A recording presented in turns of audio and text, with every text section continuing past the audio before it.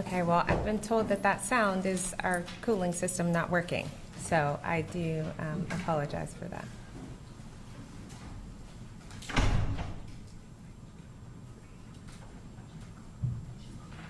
Okay, great. Do you want to call the case?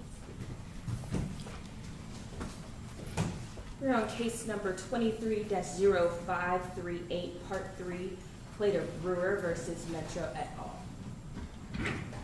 All right. Petitioners, you have the floor. Petitioners, you have the floor. So we will go with the petitioners. I'll hear from Metro. I'll hear from the interveners, and then I'll pivot back to the petitioners. Okay? Does that work for everyone? Yes, Your Honor. All right.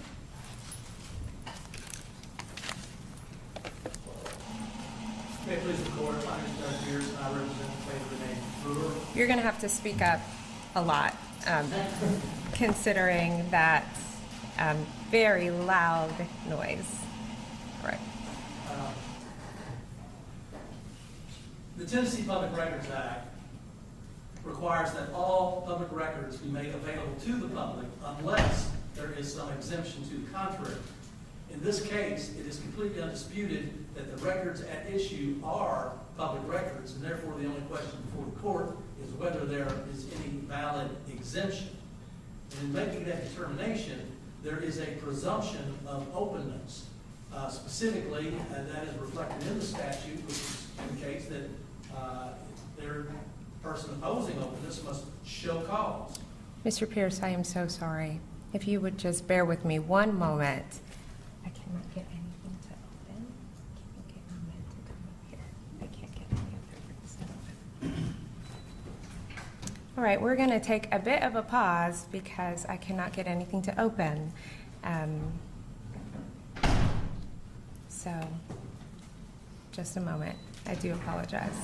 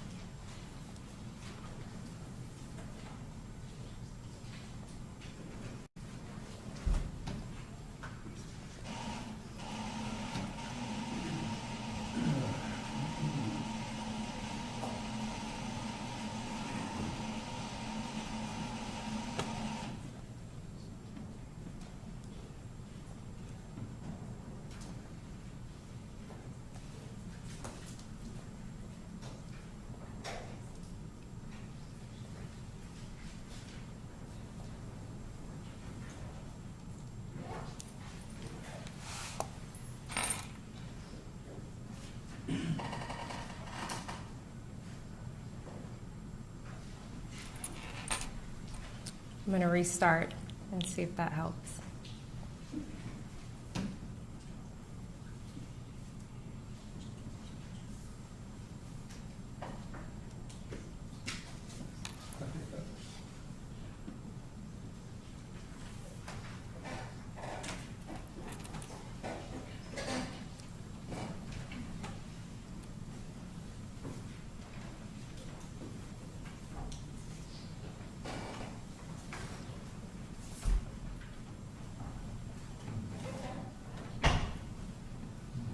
You can be seated. It may be a minute. The computer is spinning.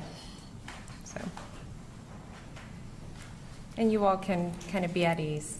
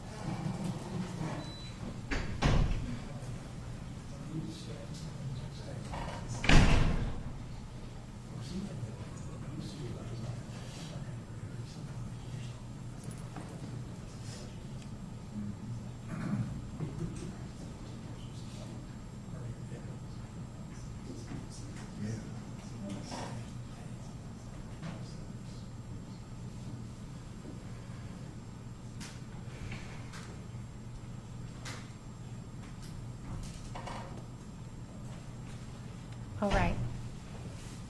We're going to do a do-over. Okay. So petitioners will have the floor. Would you like to call the case again, Ms. Saylor? Thank you.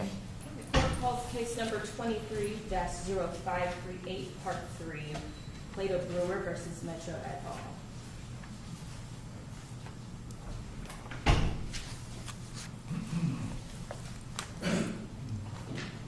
May it please the court, my name is Doug Pierce and I represent Clayton Renee Brewer.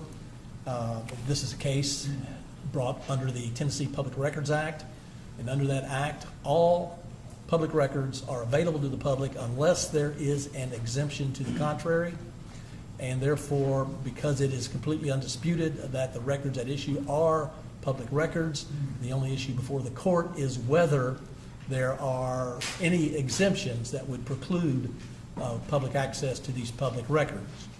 And in making that determination, the Public Records Act clearly establishes that there is a presumption of openness. This presumption of openness is shown by the fact that we have provided for in the statute a show cause hearing in which the party opposing access must show cause why the records should not be made available to the public. And in trying to make that showing, those parties have the burden of proof. So Metro and whoever stands in their shoes, such as the interveners, they have the burden of proof here. And then finally, the statute expressly states that the statute shall be construed to allow the broadest possible public access to records. So it is a presumption of openness that is a strong presumption of openness. Your Honor, can you hear me? We're working on it. I'm happy to pause during the AC issue, but I think there'd be a lot of pauses. I know, and I didn't know that there was an AC issue until right this moment. So now we're going to try to turn your microphone up, and maybe if you can adjust it towards your mouth a little bit more so that you're just louder. I may have to adjust my mouth to the mic. Okay. And I think I can tell that may be better. Yeah. Thank you.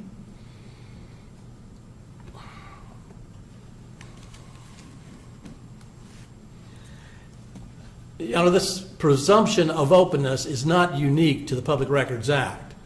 We live in an open democratic society of government by the people, for the people, and this concept of openness of government records and information pervades all government information.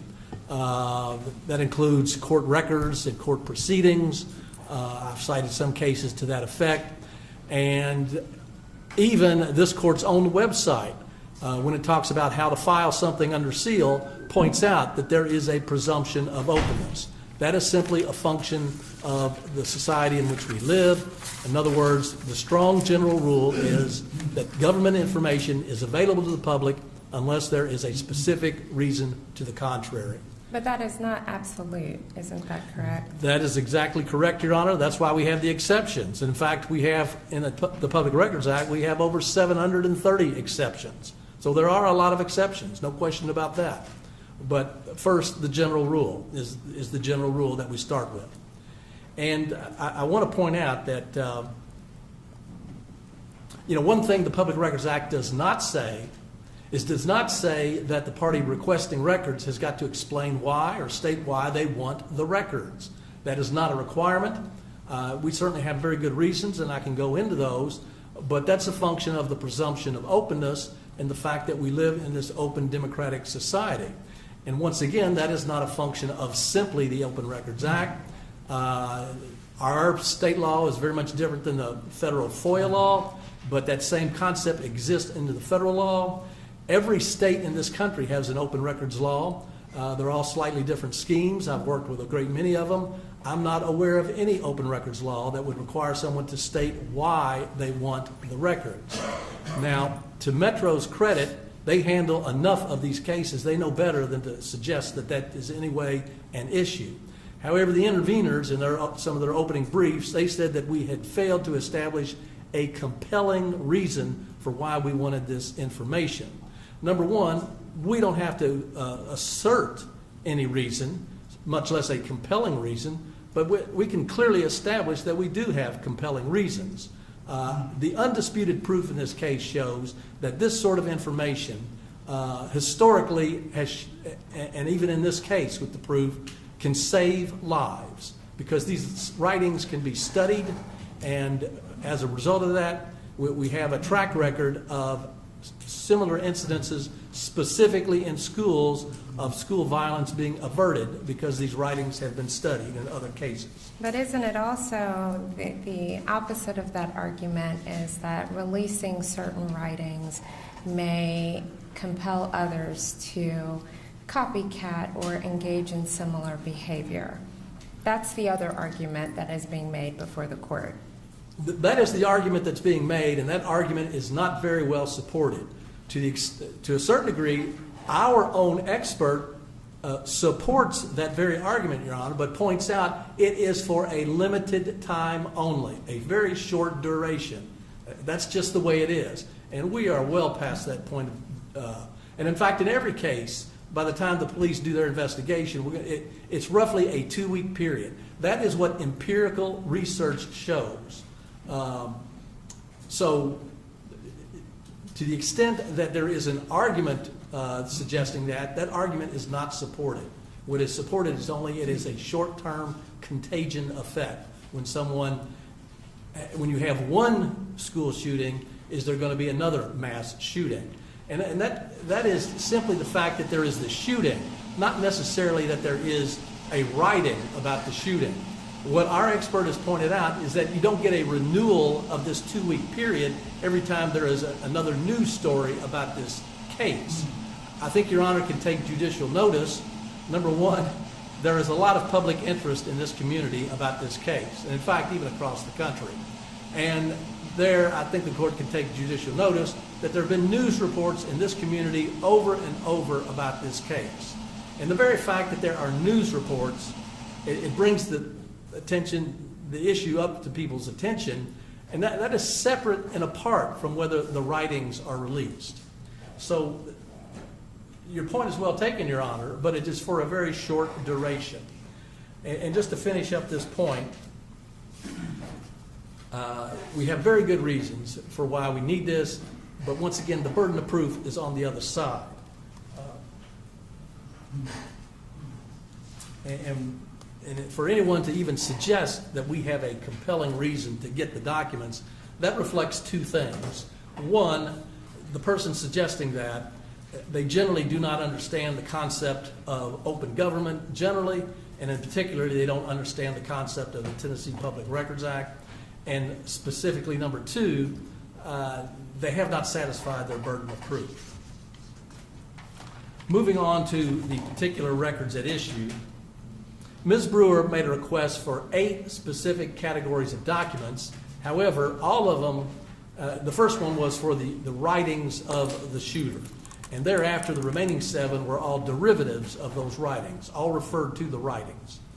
And in response to that, Metro filed the declaration of the first declaration of Lieutenant Gibson, and he had in his declaration a matrix of the various requests.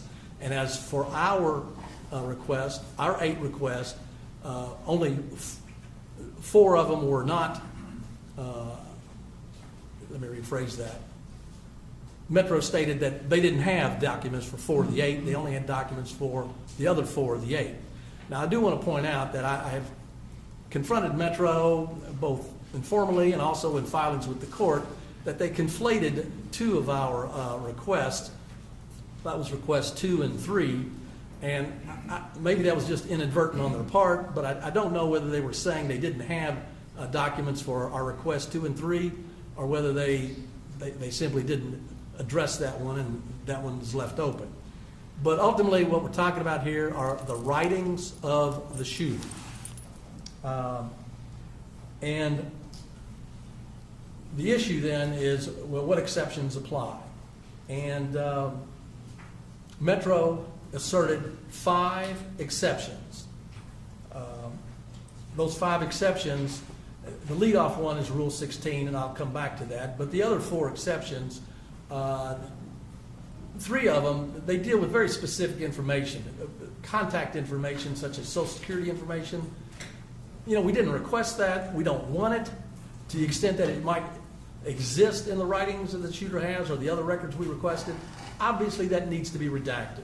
The public records law is very big on redaction, and I can go into how our Supreme Court has addressed that. But if there's any of the information that they have indicated would be covered by some of these other exemptions, and it's there, such as Social Security numbers or someone's home address or email address, then it needs to be redacted. And so we have common ground on that point. That's not a dispute. Now, that does bring up the issue of one of the other exemptions that they raised, and that's the school security exemption found at 10-7-504 subsection P. Once again, we did not request any school security information, and so we don't have a problem with that, unless they're trying to assert that so broadly that it's going to cut into some of the writings of the shooter. And in regard to that, I want to point out that the interveners in Metro, in their filings, they both mentioned and they quoted the revised section that I just mentioned. That revised section came in after we had made our request. The request was denied, and this lawsuit was filed. All of these lawsuits were filed. And we pointed out that, I mean, there is no retroactive effect of this revised subsection P for school security, and Metro has acknowledged that there is no no retroactive application of that section.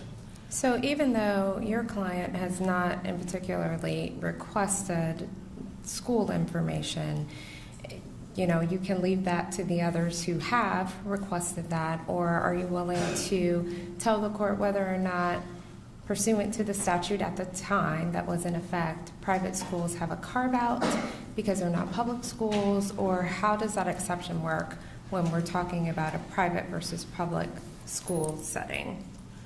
Your Honor, I think that is best left to my co-petitioners. Okay. I will say this, I have talked to them generally, and I think I can represent for them that one clear dividing line that we want to offer to the court is that we are not asking for anything that the school created. If the school has some security plan, we didn't ask for it and we don't want it. What we wanted, and that's certainly true for me, if my co-petitioners need to modify what I've said, I'm sure that they will, but that's where I'm at on this. So anything that is property of the school that may have been caught up in the investigation as everyone was doing their due diligence, you're saying you don't want that information, is that correct? My client does not Your want client does my not. client does not want it, Okay. and I think the other co-petitioners don't want it, but I better let them speak for themselves. Okay, understandable.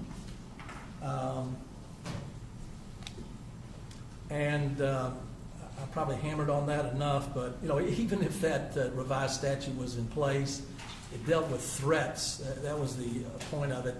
And in this case, the shooter made no threats because, regardless of what she wrote, she never communicated it to any third party. So, I think we've covered that.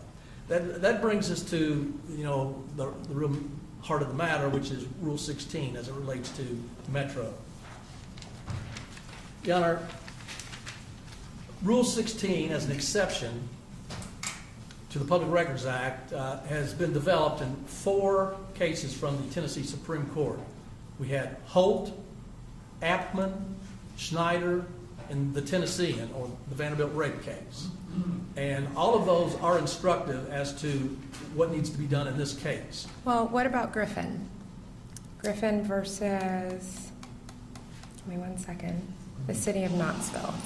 Chuck Griffin versus the city of Knoxville. So that case is a part of this jurisprudence. The petitioners have not cited to that case, but go ahead.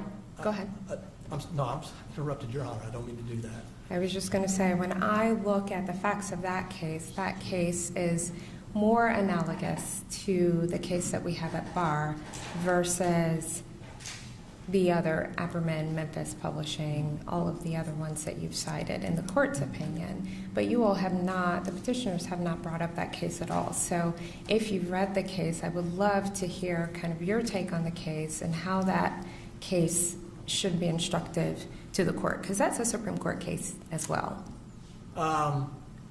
I may have that case confused with another case. Are you talking about the suicide note case? Yes. Okay, oh, okay. And that's Chuck Griffin versus City of Knoxville. Okay. Well, number one, I want to point out that the petitioners prevailed in that case, as I understand it. There was no exception of Rule 16 applied that denied access. But the court did, the Supreme Court set forth what the test is, the totality of the circumstances test, right? And so when this court looks at whether or not the record should be released, at least the Supreme Court has said in a case that is very similar to this case that it's the totality of the circumstances that the court should look at. We'll get back to Rule 16, but while the petitioners did prevail, I think that there were some facts upon which the petitioners prevailed in that case that are not in this case. Would you agree with me? As I understand and recall that case, I do agree with Your Honor, and I have no problem with what the court said there, although, Griffin came in between. It was quite some time ago, but it came after Apperman. I'm pretty sure I think that was the sequence of events. So Griffin was in 1991, but it's still good law. Oh, absolutely. And Apperman is good law as well. And Apperman set the standard, and none of the cases, the most recent case, as I pointed out from the Supreme Court, is the Tennessean case, and none of them have revoked Apperman. It set forth a simple test. And I have no problem with applying all of the circumstances, and I'm very happy to address the circumstances in this case. But just very briefly, in the Holt case, that was a similar case to this case in which we had a shootout with the police and had an incident where the shooter was killed, and the Memphis Police Department said, well, case closed. That's the end of it. And then the police were shocked to find out they had to turn over the records. They didn't like that one little bit. But the Supreme Court said, yeah, you got to do that.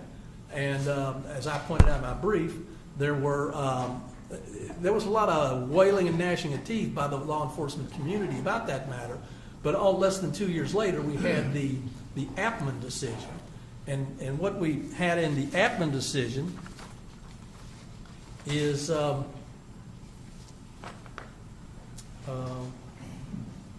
setting forth the Rule 16. And what the court said is that as an exception to the Public Records Act, Rule 16 only, quote, applies where the files are open and are relevant to pending or contemplated criminal action, end quote. So would you agree that this case then is distinguishable? Now, we'll hear from Metro. They have not had the opportunity to address the court.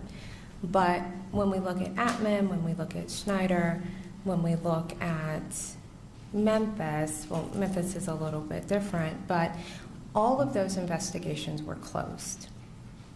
And isn't this case different?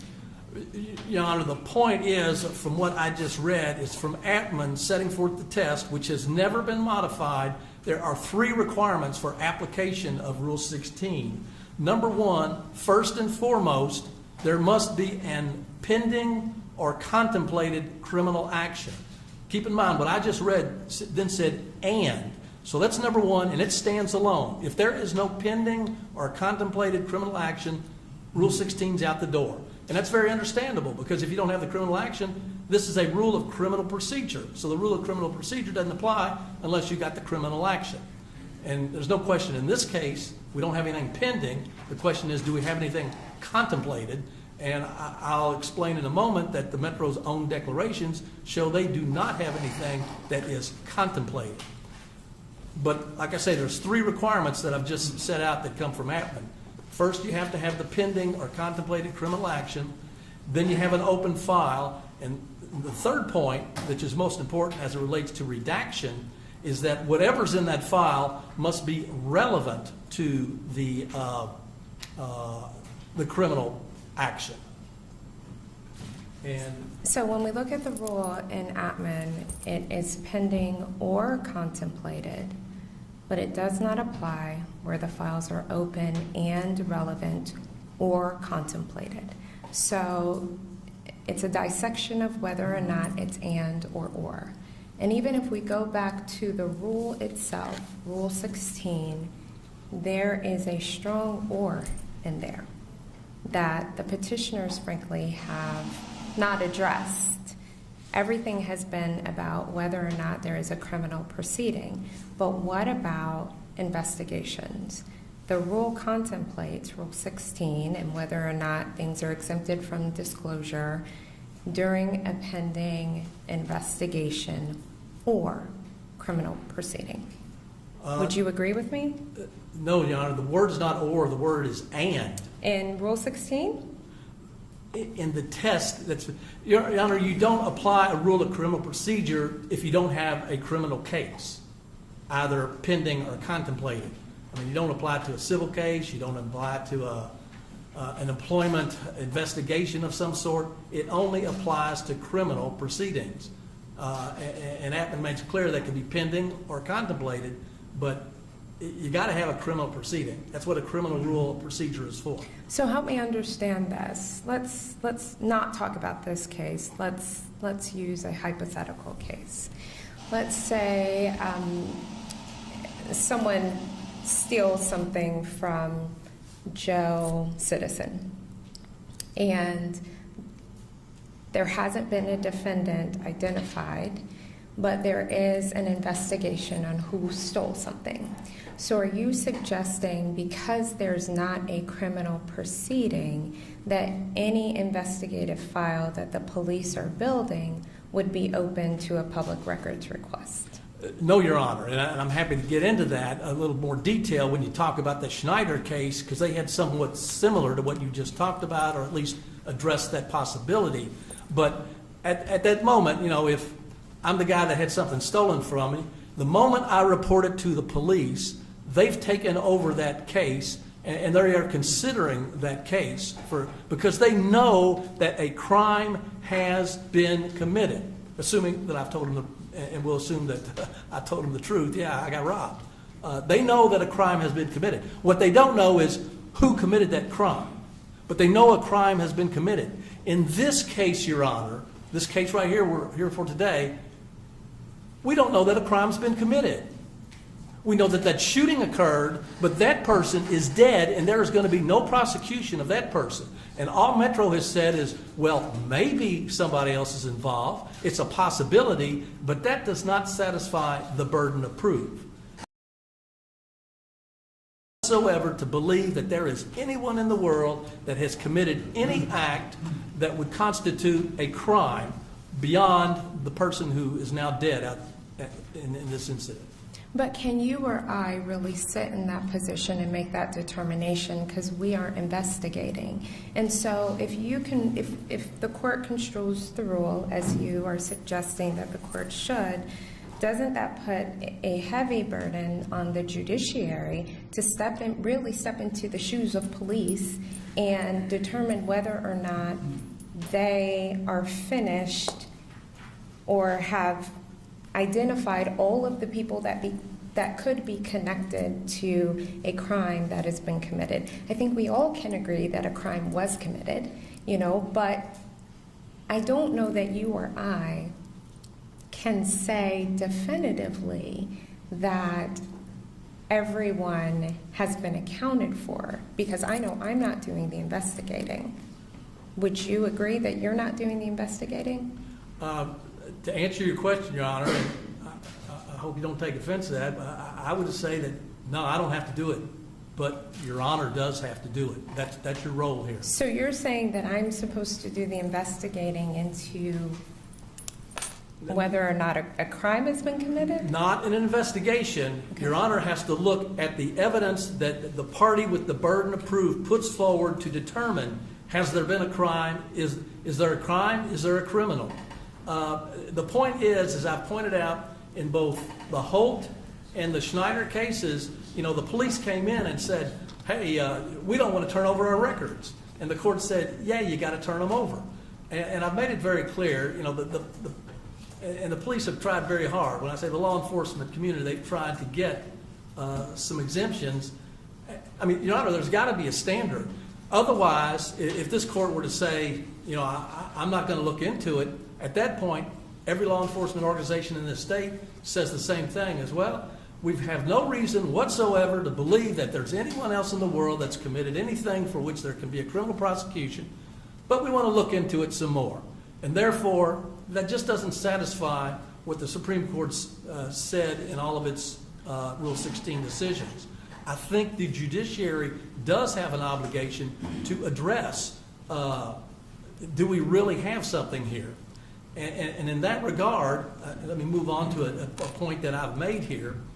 You know, Metro has said that I have suggested that they need to establish a probable cause to support that determination, and therefore, basically, Your Honor would have to determine probable cause, which of course courts do all the time.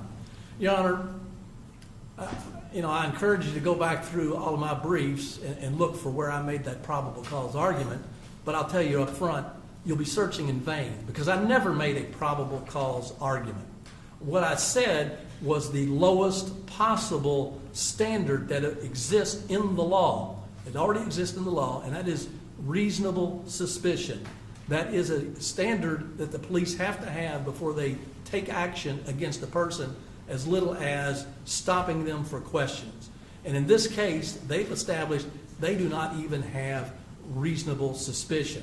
And I just point out that, you know, when Metro sets up this straw man argument to say probable cause, when I never addressed it, and they completely ignore the reasonable suspicion argument, I think they've conceded that they need to be subject to judicial oversight. And that judicial oversight, I'm just suggesting, needs to be the lowest possible standard, and that standard would be reasonable suspicion. I want to address the Snyder case with you, because you brought Snyder up, and you said that law enforcement in that case with the interview cards, you know, they just didn't want to release the interview cards. But in that case, would you agree with me that Snyder, the city of Jackson, did not use a Rule 16 exception? They were using a common law, you know, police exception. And that is not something that the court found to be accurate. But in this case, I don't believe that Metro has asserted kind of this criminal investigative exception. They are relying on Rule 16, and so those are distinguishable. So in Snyder, it went back to the trial court to determine whether or not Rule 16 applied. And I don't have what the trial court ultimately decided, but the exception that the Snyder case that they were relying on is not something that we are dealing with in this case. Would you agree with me? Your Honor, the answer to your question is yes and no. The answer to the question is they are far too intelligent to raise the same issue that got clearly rejected by Snyder. So they're not doing that, and yet that is exactly what they are doing, calling it a Rule 16 investigation. Once again, as I said, I mean, if this court were to say the minimal evidence that they've offered, if that constitutes Rule 16, then essentially they have what was rejected in Snyder and Holt as well. What I am arguing is that, yes, there needs to be a judicial standard and judicial oversight when they've offered no more evidence than what they've offered in this case.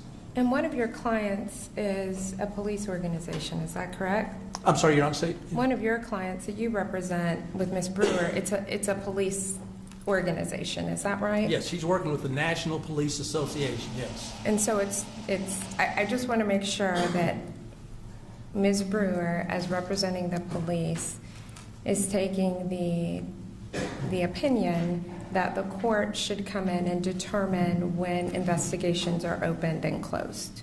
Is that right? Yes, Your Honor, and that's also supported with the declaration of Mr. Ed Hutchison, who works with the National Police Association. And I put it in a footnote, but I do want to clarify. Somebody listening to me right now might think I'm very hostile to law enforcement and police, and I most certainly am not. The people that I'm working with want standards that can be helpful to the police. And without going into it, I don't think the cop on the beat here is in favor of what's happening at the metro level, but I'm not going to go into that. But the National Police Association, as a general rule, they represent the law enforcement officer, not the law enforcement agencies. And so I hope that I've addressed that concern with the court. Okay, I just want to make sure I understand your argument. And I've made some statements. I need to sort of back up a little bit here, and that is, what has Metro offered here? Back in May of last year, they offered the declaration of Assistant Chief Mike Hagar, and what Chief Hagar had to say in paragraph 12 of his declaration is, quote, "I do not believe that releasing the redacted version of the writings will impede the investigation. Therefore, the MNPD does not object to the release of the redacted records if, after having heard from all the interested parties and the covenant parents, if this court should so direct," end quote. What Chief Hagar is saying is that Rule 16 doesn't apply. They're simply deferring to the interveners here. And so that he's got no problem with releasing it, and it's not going to interfere with as long as it's redacted. And we got no problem with redaction. So they've simply said they're washing their hands of it, but in so doing, they have said that they don't have a Rule 16 issue. And at the same time that declaration was submitted, we had the declaration of Lieutenant Brent Gibson back in May of last year. And what Lieutenant Gibson had to say is that in paragraph 20, quote, "While we believe at this time that the assailant acted alone in this case, we do not know for sure, and we need to investigate the matter thoroughly." When they say they don't know for sure, all he's saying is, well, it's possible there's someone else. And he goes on to say, well, it's possible that there was another crime committed. In other words, a crime of obtaining a firearm for someone. That's the mere possibility of somehow assisting the shooter. These would be separate crimes. But they don't have a crime and they don't have a criminal. And that just doesn't reach any kind of standard. But at the time, don't they also say in those same affidavits that they're still investigating? So, the court really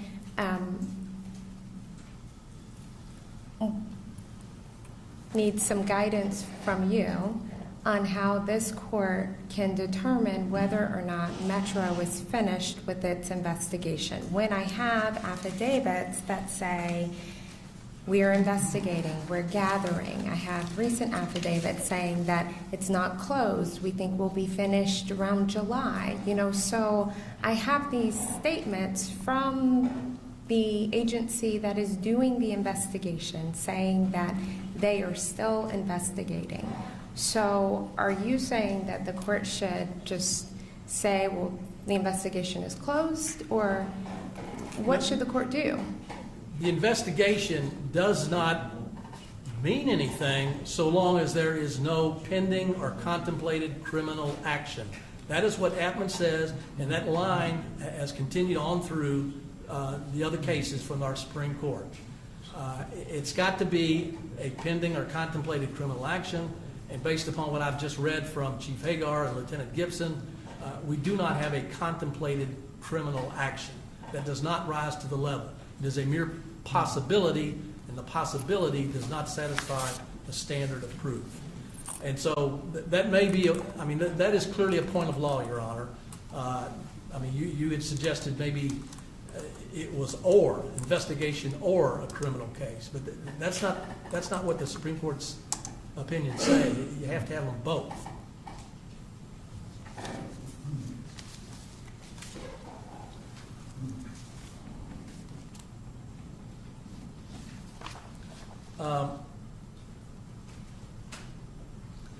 I'm anticipating a Metro argument here, but, well, I think I better just, I'll wait till they make it before I anticipate it. Okay. Continuing on with the Schneider case, and specifically the concept of, and to finish up on that investigation, as you may know, Metro submitted 5 different declarations of Lieutenant Gibson. The fifth declaration, he gave a long, detailed protocol for investigations. Of course, that protocol is not found in any of our Supreme Court cases. They can have as much protocol as they want, but once again, if they don't have the pending or contemplated criminal action, that just doesn't matter. But moving on to the concept of redaction, in the Schneider case, what the court said is that, and just by background, and I think Your Honor knows this, so the city of Jackson, their police department, they had 369 of these field interview cards, which the Jackson Sun had requested, and the Supreme Court said, yeah, you got to turn them over unless they might relate to an investigation that you have of a pending or contemplated criminal action. But the court went on to say that, quote, the trial court shall determine which of the field interview cards or portions of them are exempt from disclosure. An entire field interview card should not be deemed exempt simply because it contains some exempt information. Rather, redaction of the exempt information is appropriate, end quote. Now, as I pointed out in one of my briefs, I mean, a city the size of Jackson, Tennessee, they had sort of some of the hypotheticals that you had. That they had crimes committed, which they didn't know who the perpetrator was. But the Supreme Court didn't say, well, since you don't know who the perpetrator is, you get to consider all 369 of these field interview cards as exempt, because it's conceivable that maybe somehow, possibly, that somebody that you had the interview card with was one of the perpetrators. That's not enough. Once again, that's too speculative, and that does not satisfy the burden of proof, and that's what we can take from the Schneider decision. But furthermore, the court's making it very clear that even if, and this is what I want to make clear, Your Honor, even if the court were to rule, yes, Rule 16 does apply, it is almost impossible to believe that everything that they've gathered, which they've indicated is a lot of material, would not be at least somewhat available to the public with redactions. That's certainly consistent with what Chief Hagar said. And so they just don't get to say, oh, Rule 16 applies. And once again, if Your Honor were to say that, they would have that. But that doesn't mean everything is exempt. They got to go through and redact. That's what Schneider says. Well, and I don't know that Metro's position is that everything, is exempt. I think that, at least when I read their papers, they are still investigating, and they believe that that investigation is going to come to a close in a few months, and then at that time, they have a closed investigation, which would be supportive of Atman. Basically all of the Supreme Court cases dealing with Rule 16, which had a closed investigation, except for Griffin, which had, Griffin was just a little bit different, which the court finds to be instructive for this analysis. But I think, the court really struggles and I pulled up the Atman case just to make sure that I could put my eyes on what you were telling me. And when I look at Atman, the court quotes Rule 16 and says the exception to disclosure and inspection does not apply to investigative files in possession of state agents or law enforcement officers where the files have been closed and are not relevant to any pending or contemplated criminal action, but does apply where files are open and are relevant to a pending or contemplated criminal criminal action. And they cite to Memphis Publishing versus Holt. So when the court looks at the Atman case, which you are relying on heavily, and it looks at the plain language of the rule, that open investigation is salient throughout. And, you know, I'm just wanting to understand from your client's perspective and from your perspective how this court, if I have affidavits that say it's open, we're investigating, it's going to be closed on this date or around about this date, how this court comes in and says, well, I've looked at everything and I say it's closed. Because I'm not boots on the ground. I mean, I've got the records here, but I'm not boots on the ground. I don't know what they're doing, to be frank. You know, I know what they have told me, but how does that, I need you to at least give me your best. How does the court really make that determination? You know, it's a preponderance of the evidence standard, right? So I'm looking at 51 preponderance of the evidence. It's not, you know, as we are over in criminal world. So they've set forth affidavits that say that it's open. Now, I've got questions for Metro because they have some conflicting statements that they're going to have to deal with that definitely play into the analysis. But sitting here today, they're saying the investigation is still open. And when I look at what the Supreme Court has said and Rule 16, how do I come in and say it's closed?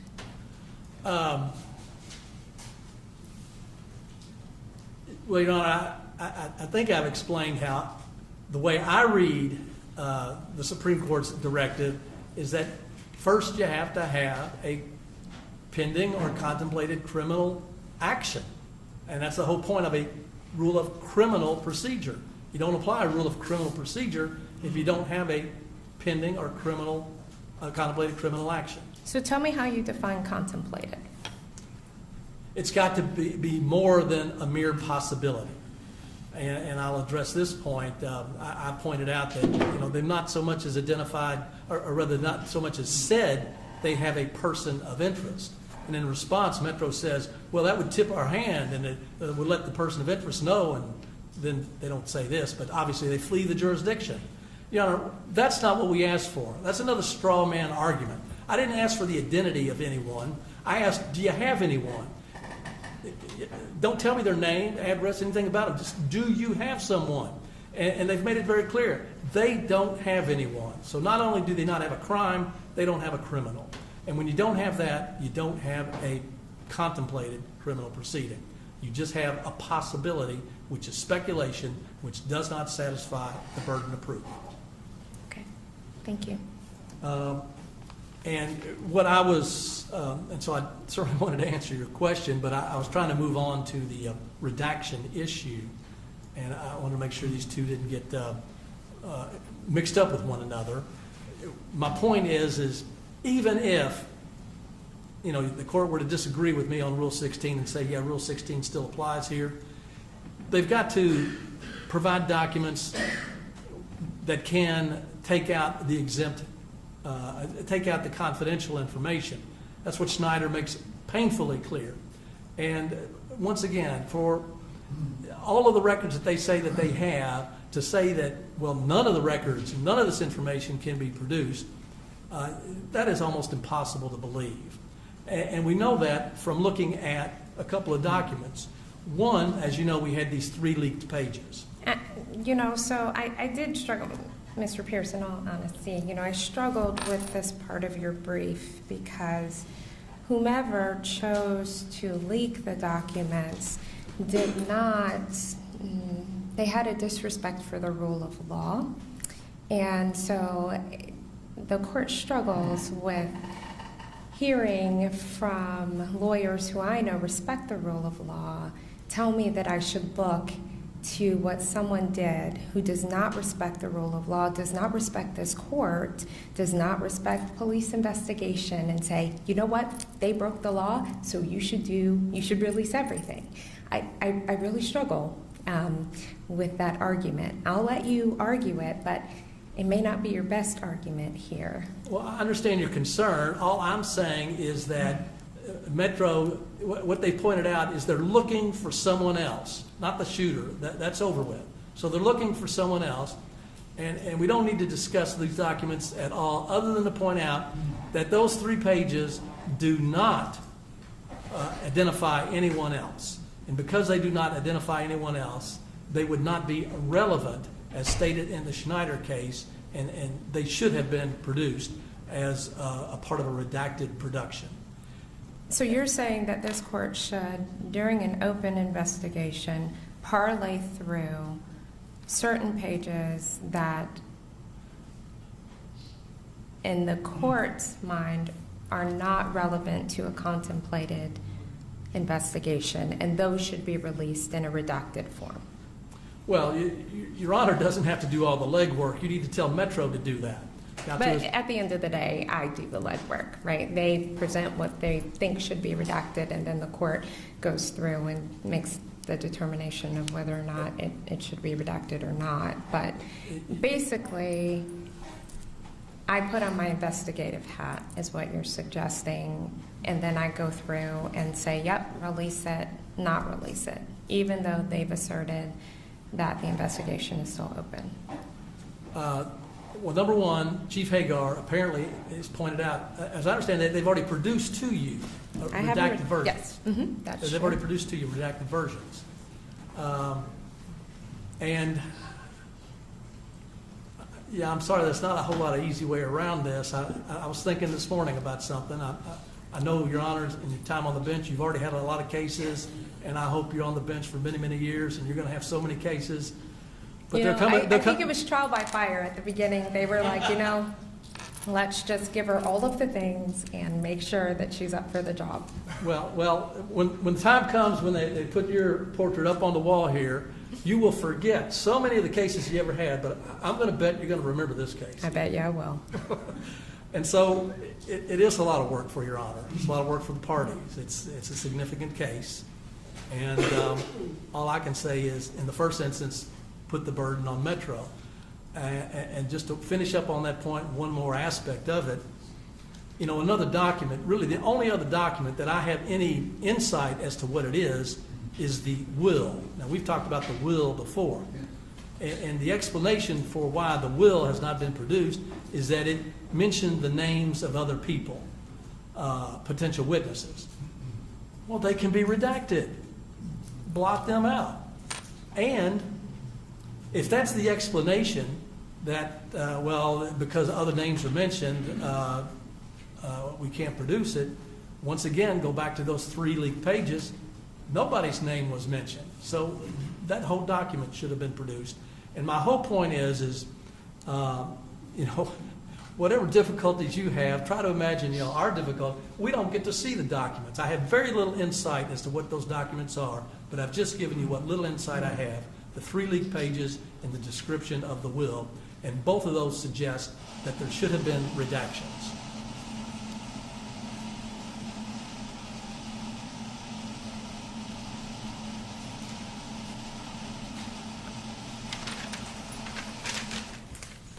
At this point, I want to try to move on to the intervener arguments.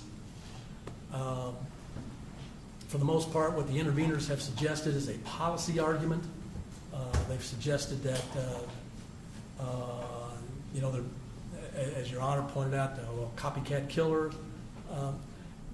All of these policy arguments with the General Assembly, it's very simple. All the General Assembly has to do is say, shooter's writings are not made public, and that's it. But we don't have anything like that. So from there on out, we engage in this activity of saying, well, is it a good thing or a bad thing? That's for the General Assembly. I want to point out that, as I understand it, they've relied upon the Constitution.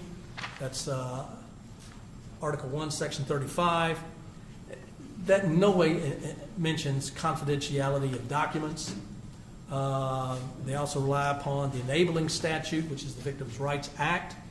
That act contains 27 sections and many subsections. And in fact, there are 2 small subsections that do address confidentiality. but they have got nothing to do with what's being talked about here. The General Assembly has made it very clear they know how to make certain things confidential, and they have not made those documents confidential.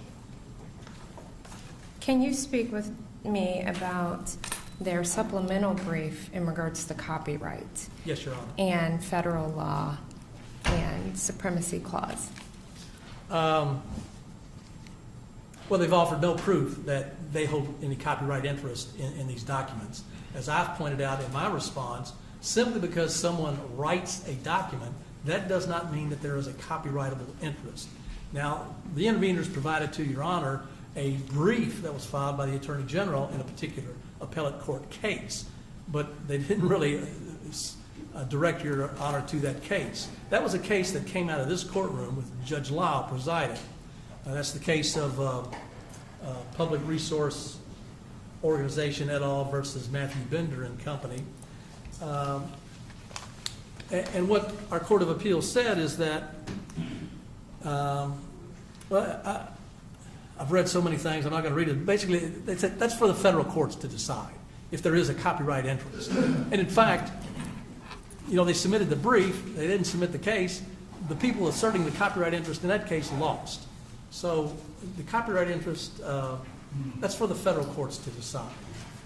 So you're saying that the interest that they say that is basically a common law interest, that anything that we write there's basically a common law copyright, for lack of a better term, that has to be delineated through the Copyright Office, and until it is, they're not protected? Or explain your argument a little bit more to me. A common law copyright is no copyright. Certainly, number one, petitioners do not agree that even if they had a copyright interest, that it would defeat a public records request. But assuming that it did, they have not established that they have a copyright interest in any of these documents. And once again, I had, no less than the U.S. Supreme Court's pointed out that simply because there's a writing, that doesn't mean there's a copyright interest in that writing. And also, and that's the net effect of that decision that once again came out of this courtroom with Judge Lau. That was the decision from the Court of Appeals. The one document that, once again, is the will. I've pointed out that wills are not subject to copyright. I mean, there's never, as far as I know, there's never been anybody that said, oh, no one gets to see this will because there's a copyright interest in the will. It is a functional document. Even if ultimately it had some deficiencies and it couldn't exercise its function, it was intended to be a functional document, and that's not something that there's a copyright interest in. And so all I can say at this time is they haven't established a copyright interest. The burden of proof is on them. Now's the time in the show cause hearing to put up or shut up, and they haven't shown that they got a copyright interest. They've simply said that maybe they do, and maybe doesn't cut it.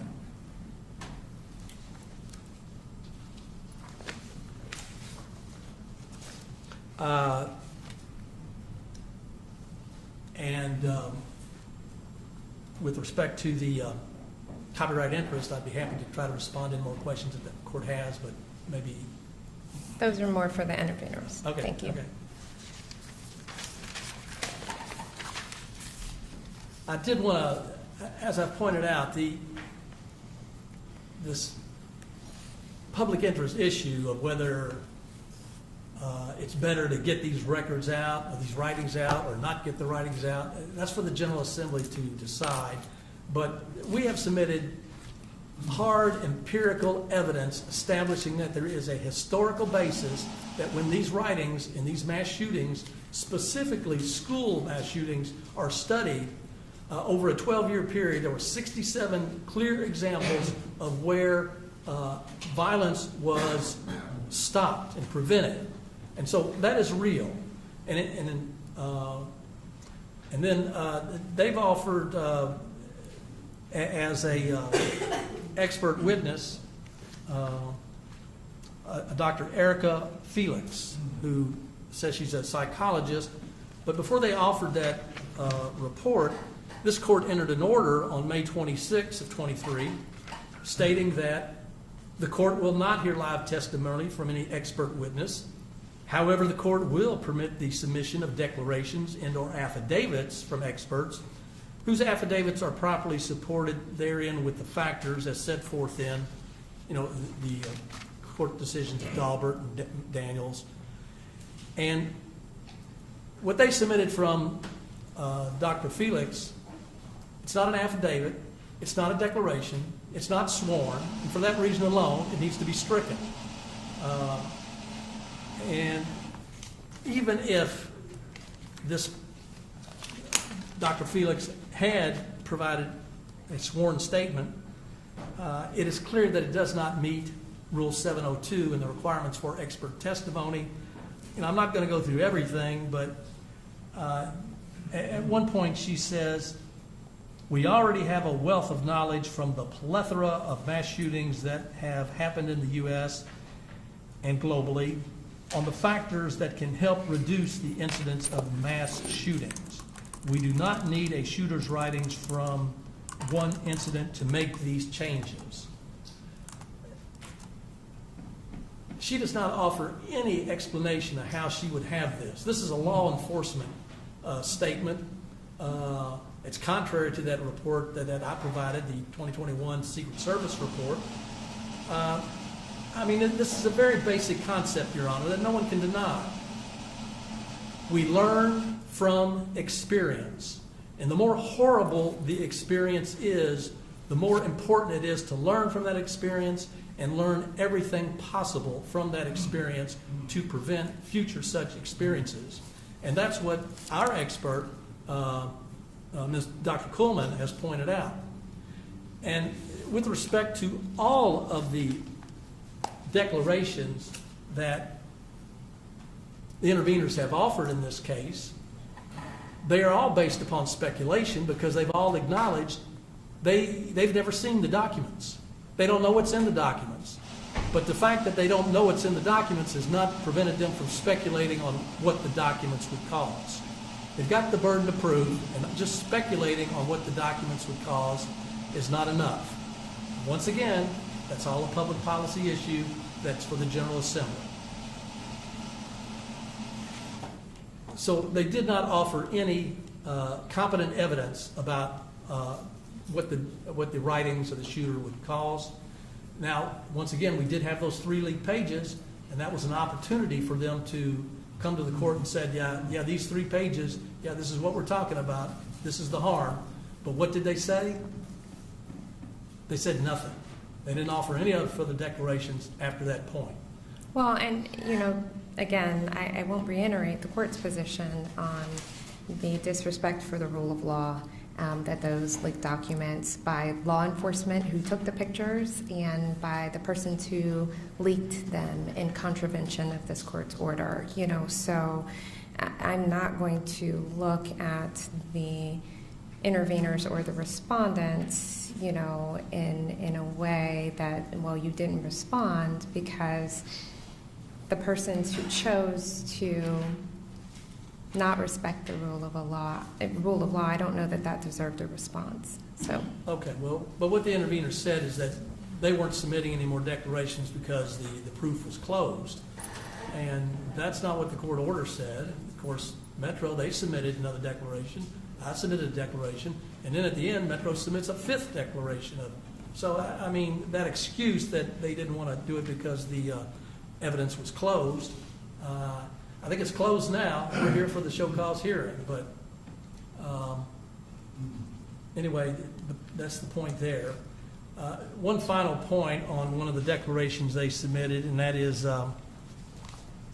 what they called law enforcement declarations. They offered a declaration of Mark Gwynn, and Mark Gwynn stated in paragraph 5 of his declaration, "It is well known among law enforcement that the writings, such as the writings of the shooter at issue in this case, clearly inspire copycat shootings," end quote. Now, number one, he doesn't say how he knows what such as the writings in this case are. Has he seen what those writings are? I don't think so. That'd be pretty remarkable if he had.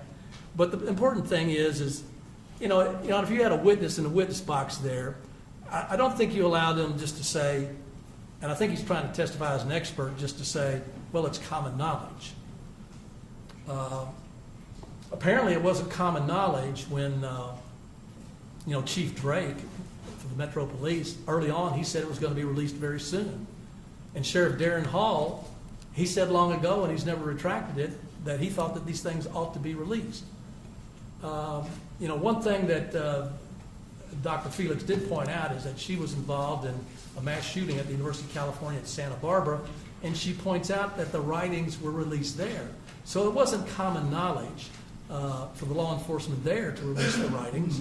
And I pointed out that, we've just passed, I think, the 17th anniversary of the most deadly school shooting in our country. That was at Virginia Tech. The writings were released there. So apparently it was not common knowledge to law enforcement there. I mean, for the interveners to offer this sort of evidence, it's just not worthy, it's not competent. And I don't think Your Honor would allow someone to just take the witness stand and say it's common knowledge. If it's common knowledge, why hasn't the General Assembly done something about it? But I think it's not common knowledge. What it is what Dr. Kuhlman says. It's a short-term thing, but by studying all of these writings, we can stop some of these shootings. It has happened in the past.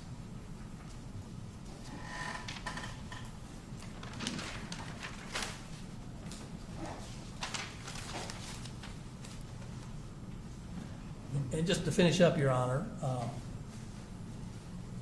Metro has not satisfied their burden of proof, specifically with respect to Rule 16, and that's the primary issue with Metro. Metro did call us to task because we didn't address one of their arguments about Calistrom and deja vu. Number one, we didn't address it because that's not one of the 5 exemptions that they raised. Those are clearly separate, completely apart from their exemptions.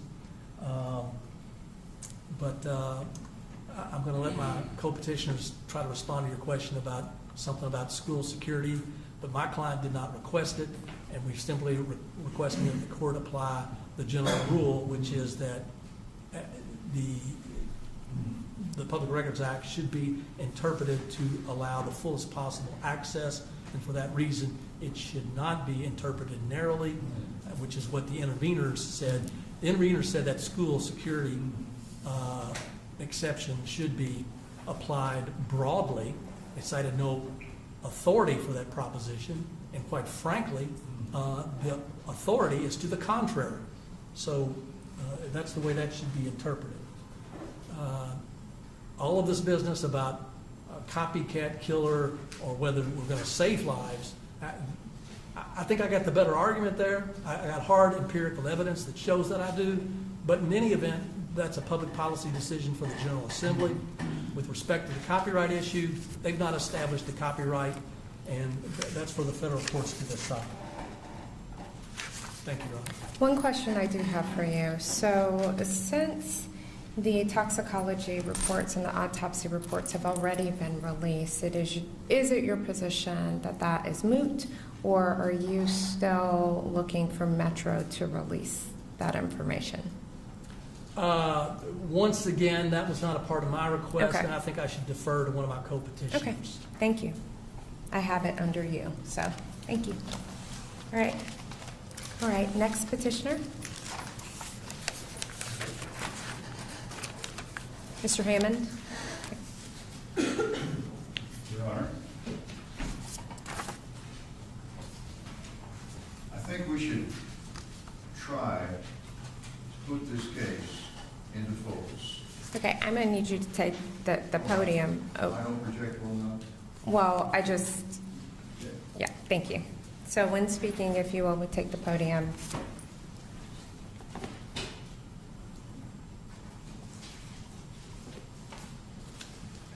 Your Honor, I think we should, or at least in my opinion, we should attempt to put this matter into proper perspective. And in doing that, perhaps we can resolve some of Your Honor's concerns, and maybe we can focus this thing so that we have a more easily ascertainable path toward resolving the issues that confront us. First, this is a Public Records Act case. Pure and simple. That's all it is. This is a Public Records Act case. A group of petitioners said to the custodian of the records, please provide the following records because they are public. The custodian said to the petitioners, the person seeking the information, the requestors, no, we're not going to provide those records. And then they proceeded to use some explanations for why they would not provide the records. So therefore, do we start from this position? Number one, the records are public.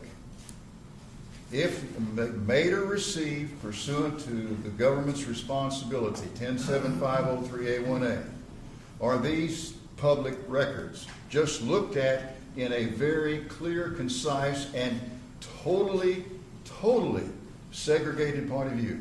Are they public records? The answer is yes, they are. If they're public records, and then we look at the Public Records Act, what does it say? If it is a public record and it is not exempt from disclosure pursuant to law, then it has to be made public. Which gets us to the second phase. Phase one, is it a public record? If yes, go to phase two. So yes, now we go to phase two. And so the records custodians have said, we don't have to produce these records because there are reasons which justify non-disclosure. We have to, I think, further delineate between the Metro position and the position of the intervenors, which I would like to get into separate from that. Okay, so you're going to address Metro first and I'll do then... Metro first. Okay, thank you. So when we look at Metro, then we get to those four big decisions that Mr. Pierce just outlined. Holt, Atman, Schneider, and what I call the Vandy case. It's the Metro, Tennessean versus the Metro government, the style of it, but it is the Vandy case. I call it the Vandy rape case. You look at those four cases. Now, Your Honor also has a question about the Griffin case. So you have Holt, Atman, Griffin, and then you have Schneider, and then you have Vanderbilt. Well, and the court, in all honesty, thinks that Griffin is more on point with this case simply because of the facts and the materials. So, okay, now may I then, Your Honor? You may. How does Your Honor see the Griffin case as being more on point with the issues in this case than some of the other cases? Are you asking the court? I'm just asking you to help clarify so that I can try to make an intelligent response. Of course. So in the Griffin case, we have a suicide. We have notes by, I believe it was Representative. Ted Ray Miller. Yes. So we have a representative who apparently may have been being investigated for some type of corruption. You're correct, he was. We have a suicide, and then we have what happens with those notes, whether or not those notes go back to the wife, come out for public consumption, and therein the court finds that the facts of that case are analogous to the facts of this case, and the court focuses specifically on the open investigation versus the closed investigation, which this court finds that the Griffin case, if we're going to look at facts, which cases are similar, I think that Apperman, Memphis, Schneider, those are just factually different. So I'm looking at an apples to apples comparison when I look at Griffin, because we have a decedent, we have a suicide, we have whether or not those notes come out. Now, at the end of the day, the notes did come out, but after the investigation was over. And the court still, when I look at the rule, when I look at whether or not we're investigating, we're not investigating, the court believes that that is the key to this case. So if you want to answer I that can give you the specifically. backstory on the Ted Ray Miller case. Well, I don't know that the backstory, But it does. It plays into all of this, Your Sure, Honor. okay. Ted Ray Miller was the brother of Ace Miller. Ace Miller was the absolute patron, the father of Golden Gloves boxing in Knox County. His boxers were tremendous. He did wonderful service for the community through the Fraternal Order of Police and the use of the Golden Gloves to help rehabilitate troubled children. One of his proteges, by the way, was briefly the heavyweight champion of the world, Big John Tate. One fight, but he was heavyweight champion for a while, and that was Ace Miller's protege. So Ace Miller was the brother of Ted Ray Miller. Ted Ray Miller was a representative, or he was a member of the legislature. I can't remember if he was a representative or a senator. But it was alleged that he was involved in kickbacks or taking money for favors, whatever. So a young Knoxville lawyer named Richard Beeler was wired by the FBI and was sent to see Mr. Miller and to attempt to negotiate a deal, which allegedly he did. When the information became public that Mr. Miller was a person of interest, and it was in regard to this tape that had been taken from the interview with him and the lawyer, who later became Knox County Law Director, he took his own life. When he took his own life, his family was not present. He swallowed a 12-gauge shotgun. That's always the way you make a statement when you do that. And so when his family got home, here he was, and there was a suicide note. Police came and investigated. As part of their investigation to determine what this was all about, it was pretty obvious, but they had to investigate. They took the suicide note, took it into their possession, and made a copy of it. Subsequently, Miller's wife asked for the note to be returned to her. Griffin said, wait a minute, the copy belongs to the people because the copy is a public record. And so that's how that was decided. That's how that case was decided. The original note went back to the widow. The copy remained in police custody. The copy that was in police custody was then released to the public under the Public Records Act. And the reason for that, you're right, Your Honor, there was no ongoing investigation because there was no contemplated or criminal prosecution because Ted Ray Miller had obviously killed himself.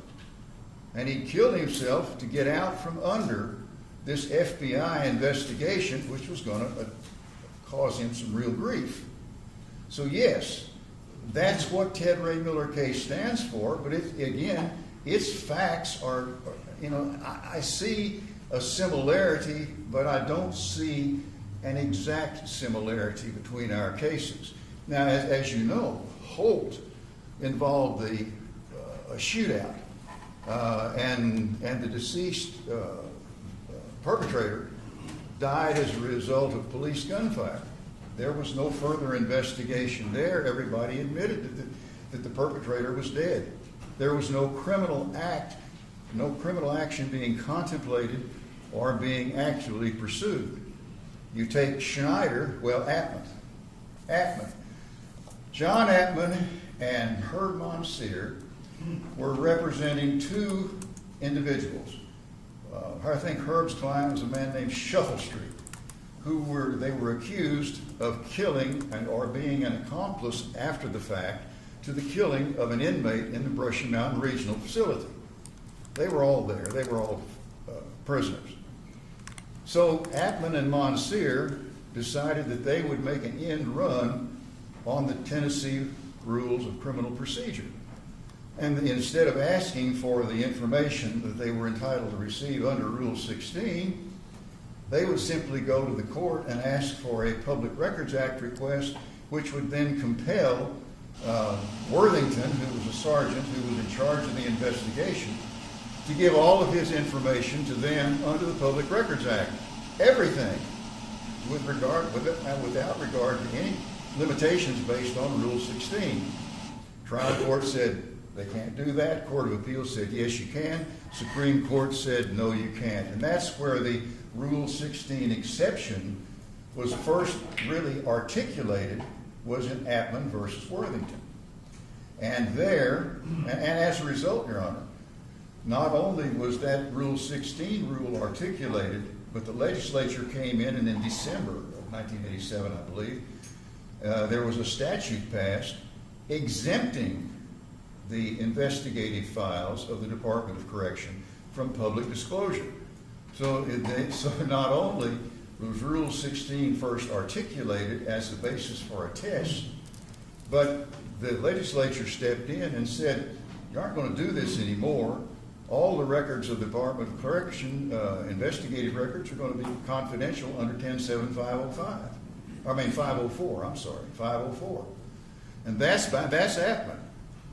Then in Schneider, you had a situation where field interview notes were taken by officers who were in random, apparently, stopping somebody and saying, what's your name, your social security number, your date of birth, how tall are you, what do you weigh, let's see, you're driving this kind of car, what's the license number, and they would make notes, and those notes would then be kept. The ostensible purpose for this was an attempt to crack down on gang violence. Now, it's unclear from the record in Schneider how many of those field interview notes, cards, actually became part of criminal investigation into criminal conduct. And so when the request was made for the field review notes, then the Supreme Court said that the Supreme Court didn't abrogate Attman. The Supreme Court didn't step away from the Rule 16. It just said it doesn't apply here because there's no proof that these interview notes, these cards, pertain to actual or contemplated criminal prosecution. Well, and that's where I appreciate you telling the court about the cases that are instructive. But this case is different. Would you agree? So in Memphis Publishing, November 1984, the commercial appeal sought to inspect the closed investigative file. Correct. Right? Correct. In Attman, closed investigative No. file. Pardon me, Your Honor, no. Okay. Attman was an ongoing investigation. Remember, Shuffle Street was a party, an accessory after the fact. They were investigating the killing of a prisoner by other prisoners in the Brushy Mountain facility at Regional Correctional Facility. So that was very much an ongoing criminal procedure. It was not closed in any way at all. Okay. And so that's what they attempted to do.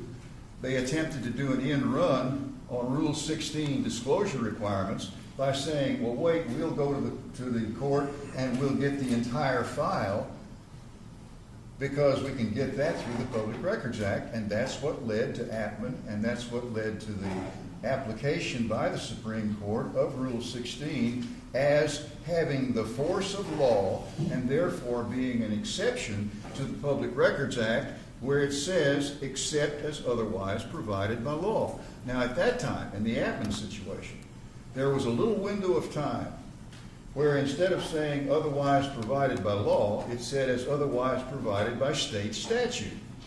And that was what, as you'll see noted in the Attman decision, they talk about the words otherwise noted by state statute, but that didn't matter because Rule 16, the rules promulgated by the court, ratified by the legislature, signed by the governor, had, in the court's opinion, the force of law. So whether it was by statute or whether it was some other provision of the law, it didn't matter because these rules have the force of law. And Rule 16, having the force of law, Correct. has an exception when there is an open investigation. Correct. Okay, so in this case, Metro and I haven't spoken with them about what the status of the investigation is, but based on reading their papers, they continue to say that the investigation is open, that they're wrapping up. So pursuant to Rule 16, if there is an open investigation and something contemplated, or open investigation or contemplated, then there is no disclosure. So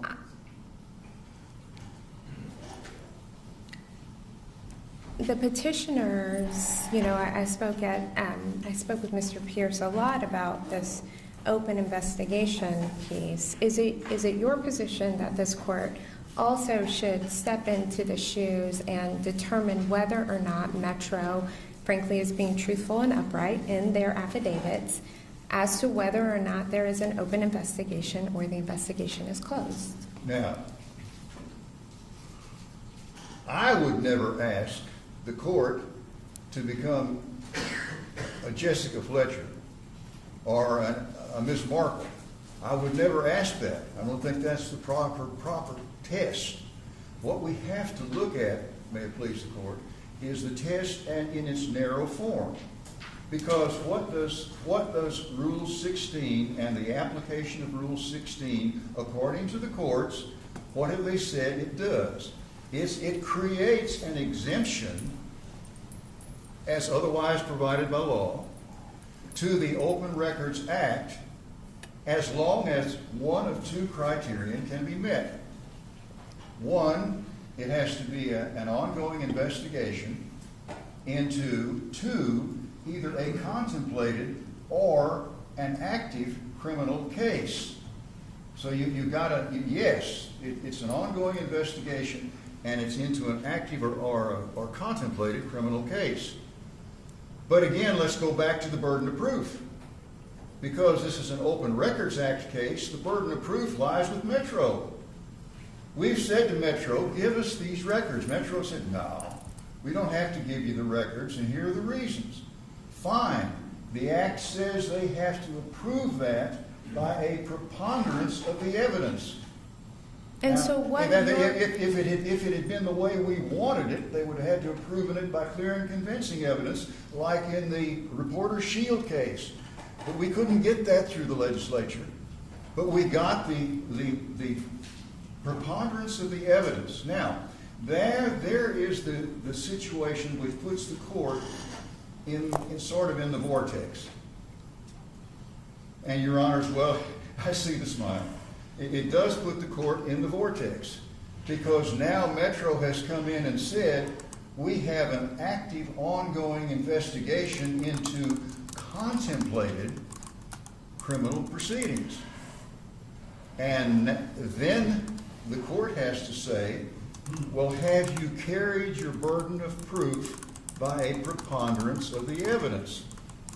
And as we know about preponderance of the evidence, it's not the preponderance of the witnesses, but the preponderance of the actual evidence that can be the corroborative, substantial evidence that matters. In other words, not just a speculation.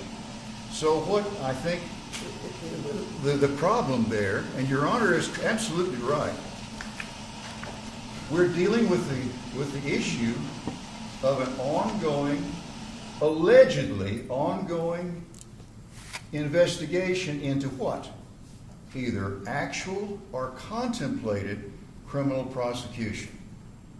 Now, we know it's not actual criminal prosecution because the shooter has deceased. And therefore, and as Metro points out, in the declaration of Lieutenant Gibson, under the Uniform Crime Reporting Program, you got to clear it by arrest.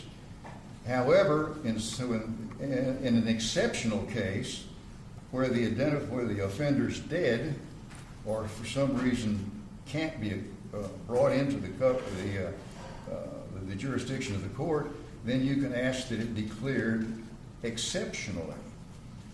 But now, Metro is, let's look at, I'm sorry, I get ahead of myself here. Paragraph 10 of Gibson's declaration. Give me 1 second, let me pull it up. Did you bring a copy to put on the Elmo? If you didn't, it's fine, but if you did, I didn't, Your Honor. okay, no I've got- worries.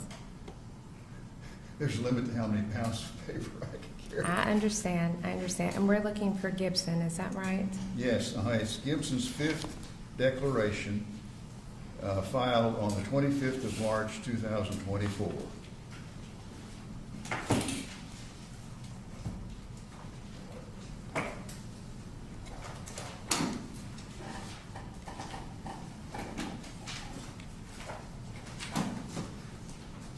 All right, I have it. Does anyone have a copy that they would like to put on the Elmo?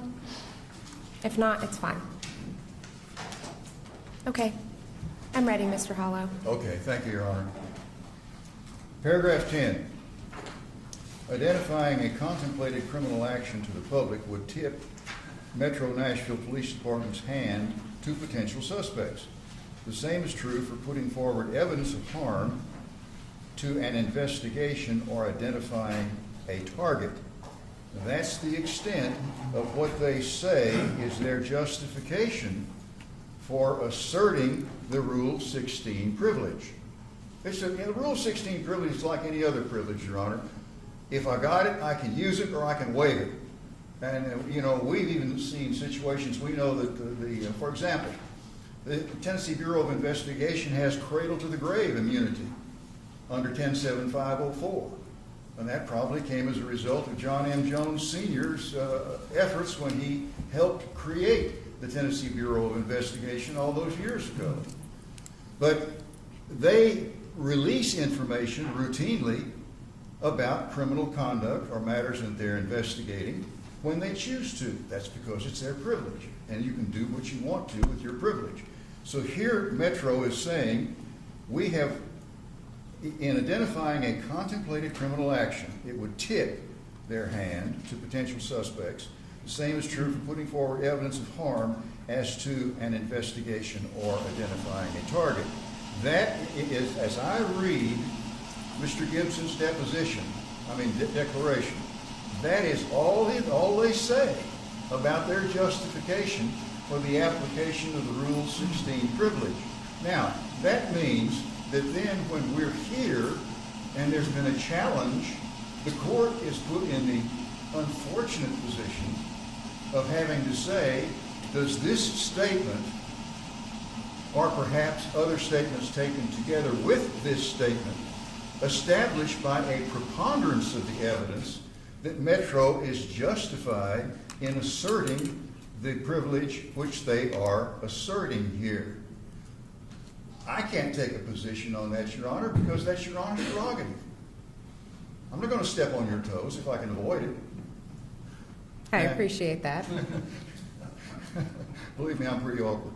So, but to go further, take a look at the next paragraph of Mr. Gibson's declaration. Now remember, these are statements, they're declarations, they're not affidavits, but these are statements made under penalty of perjury, for whatever. 11, the intent of Metro Nashville Police Department is not and has never been for the investigation to keep anyone in the dark or avoid discussions about what occurred. So that is the intent of Metro. Finish the investigation and release the information, because in the next sentence he says, to the contrary, Metro Nashville Police Department wishes to finish the investigation without unnecessary interference of political influence. Once the investigation is closed, Metro Nashville Police Department will promptly inform the court. So that shapes it. And so they're saying to Your Honor, we have here, and we've established by the preponderance of the evidence, that we're entitled to rely on the Rule 16 privilege. What I hear the other requestors saying to the court is no. It's they haven't met their burden of proof by preponderance of the evidence. Now, that's within the province of the court. That's not for us to say. If it was for us to say, I'm sure we'd come up with a nice little order. But it's the court that's going to have to make that decision, Your Honor. And there are other aspects. Does Your Honor have any other questions particular? No, you're good right now. Which then gets us to the second prong of the issue with regard to disclosure of the information. And that I will put into the broad category of the intervenors. Now, the intervenors have been allowed by Your Honor to intervene quite correctly, the Court of Appeals points out. But the fact that you're allowed to intervene in a case does not mean you prevail. It simply means you have a right to get into the case and to assert your position, and then the determination has to be made as to whether the assertion of your position is valid or invalid. At least that's the way I read the law. And so for people, I think there was kind of a rush after the Court of Appeals opinion, oh my gosh, they've won. No. What happened was the Court of Appeals answered a question which had been put to them, i.e., is intervention appropriate? If the court says so. And the Court of Appeals said yes, it is appropriate if the court allows it to happen. But that doesn't mean the intervenor wins. Now, I'm at a loss here a bit because I'm a latecomer into this litigation. And so I may inadvertently misstate the position of the intervenors. Don't intend to. But if I do, I'll apologize in advance because I'm going to tell you what I think their position is. If you look at the statute does not, the Public Records Act does not, 504 or any of the other statutory exemptions that have grown up, the 700 plus statutory exemptions that have grown up around it. Nowhere there has anyone pointed out, and because I don't think there is, an exemption for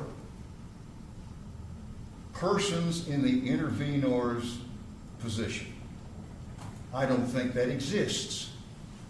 So therefore, since it is not specifically provided for, then it has to be created how? Pursuant to law. And how is pursuant to law? It could be through statute, it could be through administrative regulation, it could be through the rules of the court, but there has to be a fulcrum around which that right would exist, and it isn't there. So therefore, if I'm reading it correctly, Your Honor, and believe me, I do not in any way at all assume or presume to say that these interveners haven't been hurt. My mother, until the day of her last illness, regarded my brother and his death with great respect. I know that families they're wrenched to the core by the loss of a sibling, of a child. You never get over it. It's impossible. And the worse the circumstances, the more grievous the loss. So I understand that. But we're here not to talk about the emotional aspects. We're here to talk about the law. That's why Lady Justice wears a blindfold. Well, I believe that the interveners are relying upon, when we think about the Tennessean, and as you referred to it, the Vanderbilt rape case, there was a dissent by Justice Wade, and we're talking about victims' rights. And so I do believe that the interveners are traveling under that theory pursuant to their constitutional rights. And with these victims being children, asking the court whether or not these specialized victims, because they're You know, God forbid something happened to an adult, but I think we are all very sensitive when something happens to a child, whether or not these specialized victims have any protection from the documents and the harm it might cause them. Yes. Whether or not, as Your Honor has said, and I believe I'm saying Your Honor correctly, whether or not Article 1, Section 35 and the 3 statutory sections adopted around that amendment provide a basis for the intervention and the intervenors to assert a right derivative from those statutes and that amendment to block the release of documents which would otherwise be public. And they are also asserting a copyright claim. And if you remember, I don't know if you were here, I'm not sure if you had come into the case at that point when Ms. Hale's parents, Yeah. there was a testamentary gift. Yes. And so they, as owners, at least the parents, as owners of those writings, are asserting that they have copyright privileges pursuant to federal law, which in essence the parents are saying would trump any Release. state law. Yes. So, Your Honor, that takes us down, if we were diagramming this thing like a sentence, it takes us from intervenor's position, and branch number 1 goes under Article 1, Section 35. Branch number 2, as I believe Your Honor has stated, would relate to a copyright-related claim. And that is what at least the intervenor parents are asserting. Yes. I would like to concentrate most of my remarks on the part we're dealing with Article 1, Section 35, because copyright is a very, believe it or not, copyright, intellectual property is actually mentioned in the federal Constitution. It's one of the few things like that are. I think it's in the context of patents that is mentioned in the federal Constitution. But the copyright works the whole purpose behind copyright is to allow the creator of a work to realize the profit from the efforts of their creation. That's the whole underlying concept of copyright. And, you know, traditionally you had common law copyright, you had statutory common law copyright, you had waiver of common law copyright if it had been published before you secured your statutory copyright, and on and on and on and on and on. That gets into a very esoteric area of law. And the old common law copyrights have largely been abrogated by the amendments to the copyright law now. But let's put that aside, and let's talk about the Article 1, Section 35 part. Then we can come back to the copyright if I'm capable of answering that to your satisfaction. I would just assert that pursuant to federal law, that copyright is hinged on profiting from your work. I think that the plain language of the statute offers protections to original works. You're correct, Your Honor. You're absolutely correct. But why would they offer the correction? Why would they offer the protection to the original work? To allow the creator to make a profit. It's the same reason that we allow patents, to allow the creator to make a profit. Now, I'm not saying that's the sole driving force, but that is part of the reason that those rights are recognized. In part, maybe that's not the part that they want to do here. I'm not suggesting that. I'm suggesting that a historical component of the copyright is the recognition of the right of the creator to receive the fruits of the profits from their work, i.e. someone who writes a novel or someone who, you can't copyright the facts, but you can copyright how the facts are talked about. I couldn't copyright the fact that the Titanic sank, but you can copyright a story arising out of that. Okay, but then again, we're going down a rabbit hole. I didn't want to go there, but there's where we are. All right, Article 1, Section 35. As Your Honor well knows, the public has, under Tennessee law, no constitutional right to access to the records of the government. We have to trace that right, as it is recognized, back to 1903, and to a case which came out of Shelby County. It was a group of people who wanted to know how the government was spending the money. And so they filed a writ of mandamus. And that case became the basis for all subsequent requests and disclosures until 1957. Then in 1957, the legislature passed the Tennessee Open Records Law, TCA 107501 et sec, as it has morphed on and become advanced.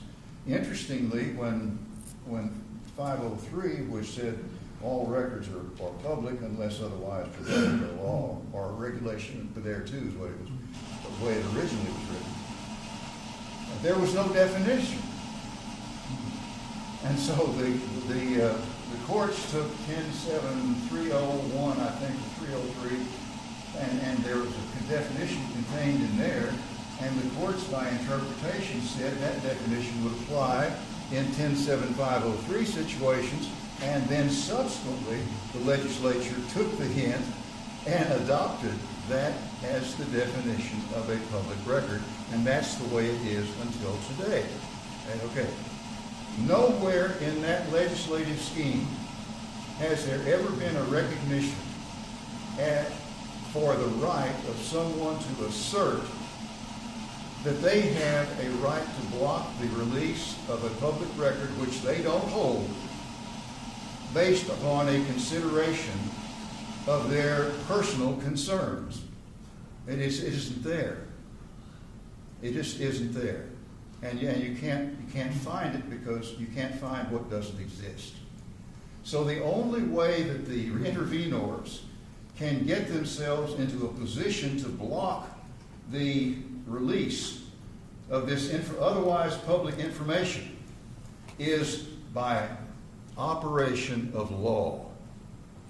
And what would the operation of law be in this instance? An interpretation of the Section 1, Article 35, Article 1, Section 35. Article 1 is the Declaration of Rights. The Tennessee drafters of the Tennessee Constitution, unlike the United States Constitution's drafters, put the Declaration of Rights as the very first article in the document. That's how important it was to them. We tacked the first 10 amendments on after the ratification of the Constitution.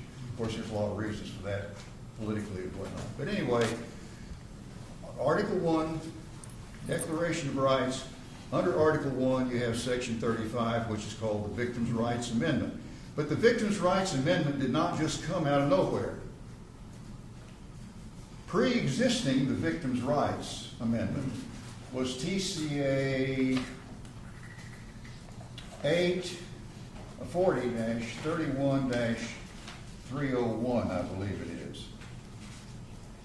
And then, yeah, that was it. And then the Victims' Rights Amendment came from that. And then subsequently you had 4038-302 and 4038-303. Because when the Victims' Rights Amendment was adopted, the legislature didn't do it all. They left some things that had not been completed. And there's an opinion of the Attorney General, which was given to the legislature that said, you all have to do something more than just have this amendment ratified as part of the Constitution in order to give it legs. You've got to define it by statute. And that's what they attempted to do. The General Assembly has the authority to enact substantive and procedural laws to define, implement, preserve, and protect the rights guaranteed to victims by this section. Now that's directly out of Article 1, Section 35. And it was because of that the Attorney General said, wait a minute, guys, you can't just pass this thing. You've got to give it some legs. You've got to put some flesh on the bone. And so they did. The legislature stated, "It is the intent of the General Assembly by enactment of this part to implement and make fully operational," now we're talking about the statutes, "to implement and make fully operational the provisions of the Constitution of Tennessee, Article 1, Section 35, relative to the rights of victims of crime." Now, in those articulated rights, nowhere do you see anything which provides a basis for the intervenors to do what they're doing. They're having to try to interpret that language to say what they want it to say. And that, may it please the court, is establishing public policy. And it's public policy that is the province of the legislature and not the courts. But you don't have to go too far to try to understand the background. Senator Tommy Burks, the late Senator Tommy Burks, said the reason the bill in its original form was written the way it was, a group of victims had come together and put together all their ideas and thoughts into what had happened to them in the court system. And it was out of really frustration as to how our system works and how the victims are treated within the judicial system. We held hearings across Tennessee this past fall and winter, and in regards to some of the plights of victims, and heard testimony from them. And this bill is an outgrowth, and that's 301, is an outgrowth from those proceedings. So that sets the stage. Now, if we look at that language closely, it's the judicial system, right? Judicial system. Right, and this is the judicial system. While it's not the criminal system, it is the judicial system. So don't the special victims in this case have those rights as they are in this system? No. Tell me why.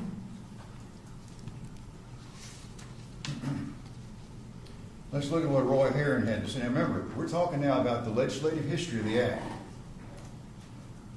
Roy Herron, who carried the bill in the House of Representatives, there are a number of states that have addressed this issue, and it is the concern that persons not be intimidated or harassed in the criminal justice system. I don't think a reporter coming up and interviewing someone is. I don't think that reporter works for the criminal justice system. They aren't a governmental official. They aren't employed by the government. And I would state to you and for the record that there is nothing in this intended in any way to limit the First Amendment rights that exist otherwise. From the time one is in the criminal justice system, I would think the interpretation is correct. I would say to you as sponsor that I recognize and think you recognize that there may be some instances when people are outside the criminal justice system where they may be in fact questioned or have the media ask them questions, and maybe we wish that we could go that far. But it is not this sponsor's intention to interfere with those First Amendment rights of freedom of the press. And then Bill Purcell, House Judiciary Committee, 1995. I think it is a succinct statement that recognizes, as Representative Boyer points out to me, that we're given explicit authority to enact substantive and procedural laws to define, implement, preserve, and protect the rights guaranteed herein, Victims' Rights Amendment. We have that right already, but it makes it clear that we have the right and that we ought to do it. I believe the courts would respect that grant of authority to us to provide for that.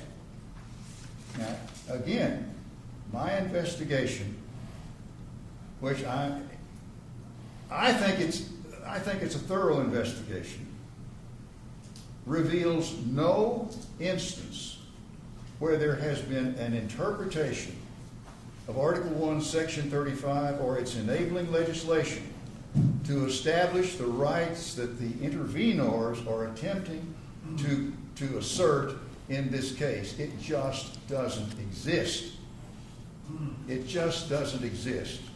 And so if we try to say that it does exist, then we are, in effect, engaging in the formation of public policy. As the Court of Appeals said, invocations of public policy or private detriment are not in themselves legally sufficient justification for withholding public records from the citizens of Tennessee. That's Tennessee versus City of Lebanon. Excuse me. Then we come back to, and this is a question of how closely we're going to examine the grant of authority, and then I'll close with talking about the Vanderbilt rape case. How we're going to look at the grant of authority and how narrowly we interpreted it. One of the enumerated rights, or several of the enumerated rights under the Article 1, Section 35 and the enabling legislation, provide a basis for participation by the victim, that's the immediate receiver of the criminal conduct. Okay? Bang. The person I just shot is the victim. Well, there's an assault too, right? So if you put me in imminent fear of my life, though I may not have gotten shot, I agree. I totally agree with Okay. Your Honor. Absolutely. We'll stipulate that. We'll stipulate that. I don't want to take away from the harm that these children experienced during the horrific act that Nor they were do I. subjected to. Nor do I. Okay. And if there's any allegation or inference to the contrary, it would be totally unwarranted, improper, and I would find it grossly objectionable.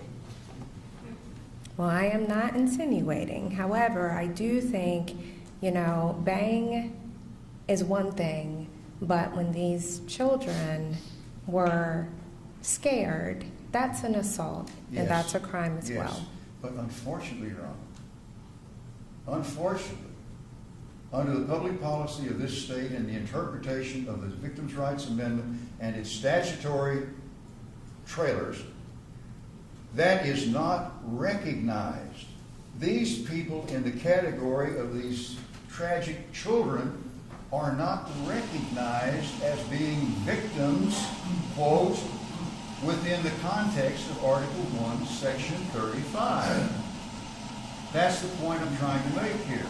And to show you how narrowly the courts look at this, one of the things that the victims' rights statutes provide is an opportunity to be heard at stages in the criminal prosecution if you are the immediate recipient of the criminal conduct. That's what I won't call it victim. I'll say you're the immediate recipient of the criminal conduct. And in a situation which occurred and was addressed by our Supreme Court, the latest case I can find, an individual was being prosecuted.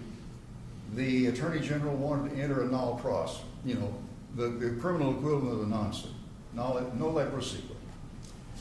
And the victim, the immediate recipient of the conduct's lawyer, said, I want to be heard. And the court allowed that person to speak in opposition to the nolle pros. The Court of Appeals said that was proper, and they said it this way. The Court of Appeals concluded that the hearings in question were critical stages of the criminal justice process. We disagree. This is the Supreme Court. The General Assembly has listed the proceedings that are the critical stages of the criminal justice process. Hearings concerning plea agreements and nolle prosequis are notably absent from the list of proceedings at which victims have a right to be heard. It is long a recognized rule of statutory construction that the mention of one subject in a statute means the exclusion of all other subjects that are not mentioned. Therefore, we conclude that TCA 4038-3022 provides victims no right to be heard at pretrial hearings in this case. We conclude that the participation of the Powers family attorney in the pretrial hearing exceeded the right to confer guaranteed to victims under the Tennessee Constitution. State versus Lehman, 214 Southwest 3rd, 442 at 453, 454. As much as I don't want to hear it, and others may not want to hear it, the Victims' Rights Amendment, the statutes which were adopted to put flesh on its skeleton, do not provide a basis for the type of intervention which is being sought in this case, and the opportunity to shape the opinion of this court on whether or not the records are public or not. It doesn't exist, Your Honor. It doesn't exist. We may want it to exist, but that's a matter of public policy. The only thing the Victims' Rights Amendment and statutes adopted pursuant thereto deal with are people who are within the criminal justice system. The defendant, the prosecutor, the witnesses for the prosecution, the witnesses for the defense. Those are the persons that are subject to the protections, if any, of the Victims' Rights Amendment. Not beyond that, may it please the court. No matter how badly we may want it to be so, it is not that way. And all we have to do is look at the Vanderbilt case. Your Honor alluded to the Vanderbilt case, and Your Honor alluded to Gary Wade's dissenting opinion. Gary Wade is a respected legal scholar. He had parenthetically, he was the first Democrat to be elected mayor of Sevierville. But he had a long and distinguished career on the bench, and then became the dean of the Duncan School of Law for Lincoln Memorial University. But in the Vandy case, he was the dissenter. And if you look at there was one concurring opinion written that was openly adverse. I called it excoriating his rationale that he listed in his dissenting opinion. If we read Vandy carefully, it says Rule 16, with the force of law, covers the documents, everything that has been generated in this investigation of this criminal act, i.e. the rape of this lady. That's what it says. And until, because of our opinion, once that privilege attaches to the ongoing prosecution, it remains in place until that prosecution is concluded by all appellate stages being exhausted. That's what the case says. That's the opinion of the majority opinion in the Vandy case. And at least if you look at the list of parties who are on the head of the opinion, at least two victims' rights advocates intervened and stated an opinion. And their opinion was that the Victims' Rights Amendment should extend to this lady. Well, the Supreme Court didn't say that. The Supreme Court said, the Supreme Court said Rule 16.3 and its Rule 16 and its attendant protections are sufficient for her while the case is ongoing and until it is decided. But once that happens, Don't worry, because under TCA 107504, and I can't remember the subhead, her personally identifiable information, photographs and other things, are not public record anyway. And in fact, the Supreme Court, in the Vanderbilt opinion, said Rule 16 is going to take care of her until it's over. And when it's over, she won't have to do anything else because 107504 will continue to offer her protection. So, Mr. Hollow, let me ask you a question. So, Rule 16, of course, is going to apply at the end of the open investigation. So, then are you all are asking this court to determine whether or not, by a preponderance of the evidence, the investigation is open or closed at this point. So, if the respondent opens a criminal or a criminal proceeding across the hall,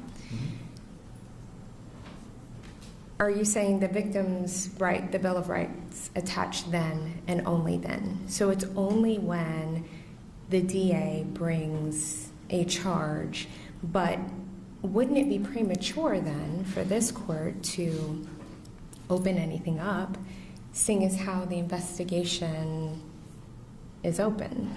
You have done a wonderful job of explaining the situation, Your Honor. Very succinct. Very succinct.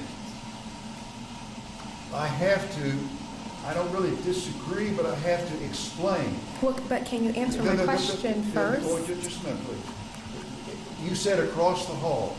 I mean, Okay. across the street. I understand what you're talking about. You're talking about criminal court. Well, if you are in the criminal justice system, then the Victims' Rights Amendment extends to those people who are in the criminal justice system. And so are you saying then that if a crime has been committed, you are not in the criminal justice, a crime against you, you are not in the criminal justice system until there is... Indictment or whatever.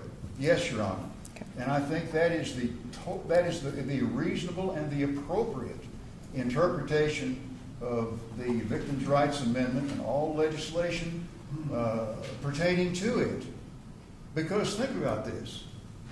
This lady who was the horrific, who had suffered this multiple sexual attacks by people while she was unconscious, there was certainly a criminal proceeding going forward because 4 perpetrators, I think, were prosecuted and 1 pleaded guilty. So she was very much in the criminal justice system, but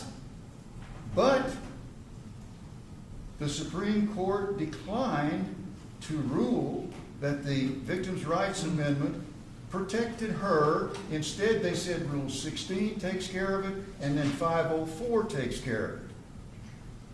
They had the opportunity. Because you had victims' rights advocates who were urging that. Believe me, they were urging that. They urged that at the argument of that case. And the Supreme Court declined. And then when Judge Wade wrote his dissenting opinion, he had this modified proposal that would have modified how Rule 16 applied.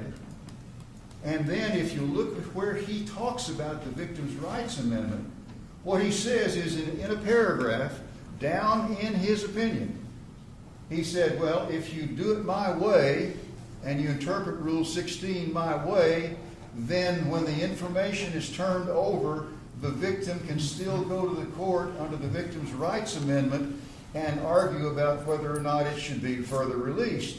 The Court of Appeals, the Supreme Court rejected that. They rejected that. Look at the language in Justice Lee's majority opinion. Look at the concurring opinion. They simply said, this is baloney. Or let's see, what did one of them say? She quoted Antonin Scalia, who said, this is pure applesauce. I think that's a direct quote from her opinion. So there were ample opportunities provided to the Supreme Court to make a sweeping determination about an expanded scope of protection under the Victims Protection Act, but they didn't do it. They didn't do it.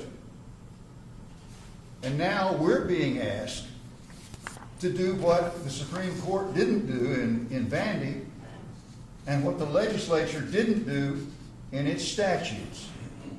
In effect, we're being asked to say that because I find the release of this information to be offensive, perhaps for good and valid reason,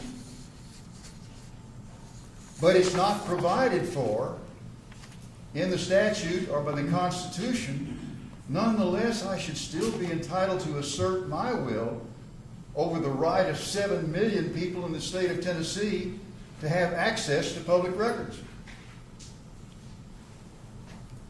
It's a tough one, Your Honor. It is not an easy decision. It is tough. But I'm totally convinced that the interpretation of Article 1, Section 35 is correct, as I've outlined it to you.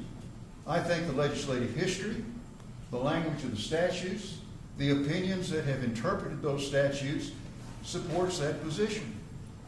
So respectfully, what we're saying is that the intervenors do not have a standing under the Victims' Rights Amendment and statutes pursuant thereto to do what they're doing.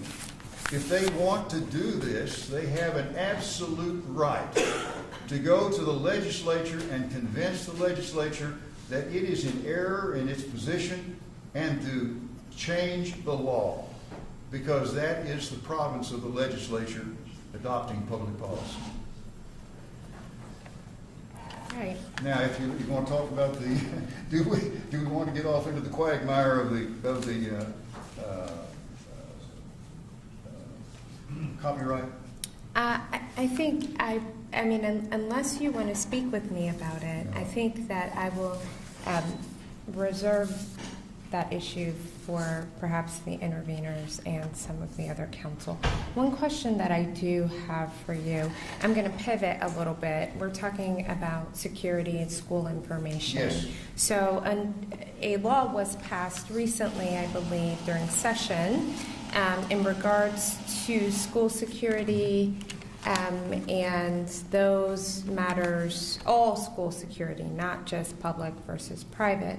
But at the time that this incident occurred, as well as at the time that these proceedings first had their genesis, there was no revised law to cover private schools. Right. So is it your position and your client's position that the new law is not retroactive? Well, we'll leave that to somebody else.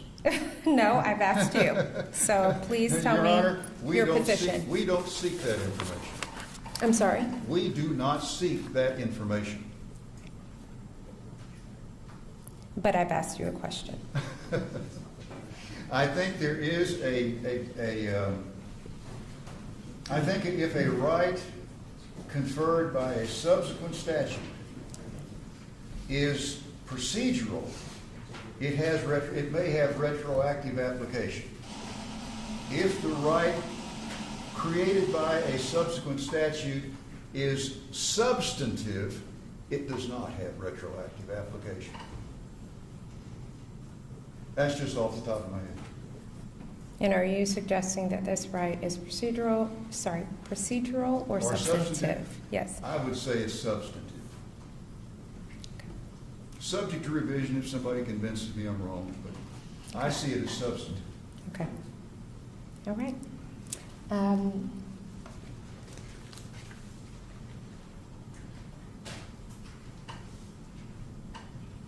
I think that that's all I have for you.